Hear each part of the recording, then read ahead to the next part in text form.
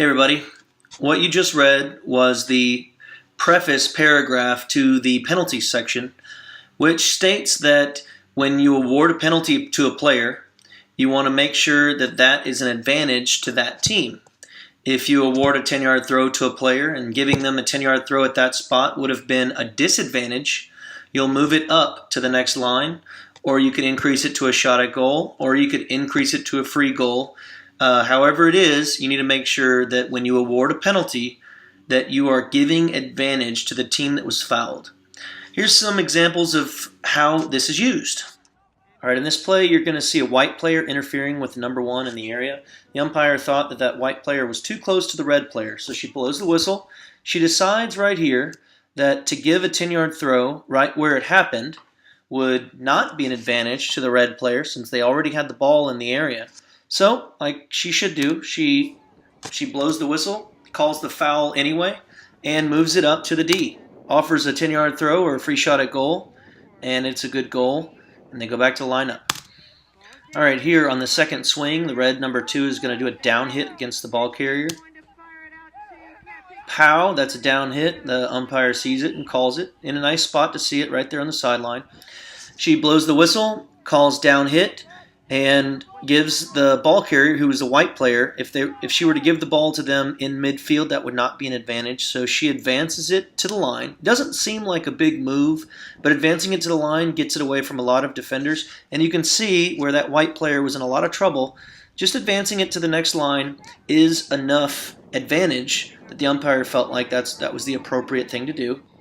The next one is an example of what not to do. The mindset of not calling something and allowing play to continue if calling it would have disadvantaged the team is done here. You can see as play goes down, the red player is going to down hit on the second swing again and down hit. The umpire, instead of calling it, puts his hand up in the air. That hand in the air means, yes, I see what happened, but I'm not going to call it because it would have been an advantage to that player. This is something we will discourage. We do not want this action to happen. The appropriate action here would to call the down hit and move the ball up the field. It's up to the umpire to decide how far the ball needs to be moved upfield for it to be an advantage for that player. But in this instance, moving it to the 30 or moving it to the D would have both been appropriate. This is another example of what not to do. The red player will take the ball out after a missed goal. You'll see right here that when the ball is thrown, the white player is almost in front of the red player.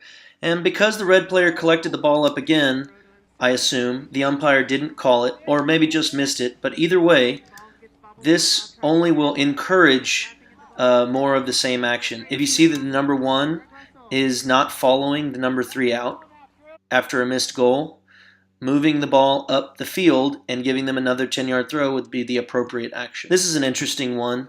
You'll see after the throw-in that the red number 1 on the second swing swings in other than an upward direction. There's one swing, and then pow, that's a down hit. The umpire calls it. The other umpire calls it. She gives the signal for down hit. Everything looks really good right now. The near side umpire, you'll see, tries to mark it at the spot where it happened.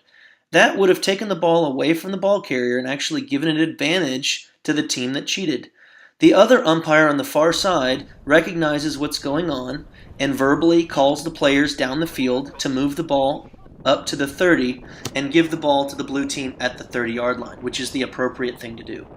This last one, what you'll see is the blue player trailing the pack ends up running over the hind end of one of the players. And right there, it's right at the end, and the umpire, seeing that, could have either moved the ball up or done whatever. With just 10 or so seconds left in the game, went ahead and awarded a free goal, which is just fine also. Just to make it clear, the advantage rule has nothing to do with not calling something in order to continue play. The advantage rule is going to be if you call something and it's not an advantage to that player, you're going to move the ball up. If there was any questions on this, or if you have other questions along the same lines, shoot me a comment or send me a message. Till next time, Chief Ump out.